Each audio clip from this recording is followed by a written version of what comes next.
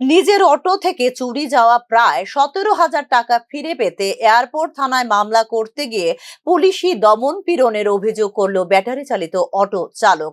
তার অটো থেকে 17,000 টাকা চুরি করে নিয়ে যাওয়ার বিষয়টি নিয়ে থানায় মামলা করতে গেলে পুলিশ উল্টো চোরদের পক্ষ নিয়ে তাকে মারধর করে এবং তাকে জেলে পুরে দেয় বলে অভিযোগ করেন নরসিংগড় বগাদি এলাকার বাসিন্দা সঞ্জীব শীল। মারধরের কারণে তাকে চিকিৎসকের শরণাপন্ন হতে হয়েছে বলেও জানিয়েছেন সঞ্জীব শীল। করছি আমার ঢুকায় রেখে দিয়েছে ভিতরে।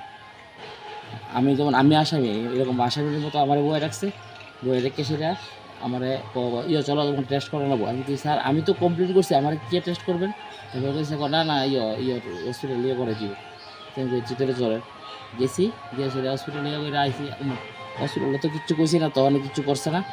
হসপিটাল থেকে আইসি পরে তুই মানে এরা ছেলেটার সাইডে আসে মানে মারামারি শুরু করে দিছে। আমি থাকতাম রাত্রেবেলা ডাক্তারের কাছে গেছি। কারা মারছে আপনারে? মারছে থানাতে। আচ্ছা, থানাতে মারছে ওই টাকার ব্যাপারে কথা কই তখন থেকে উল্টো ব্যবহার শুরু করে দিয়েছে।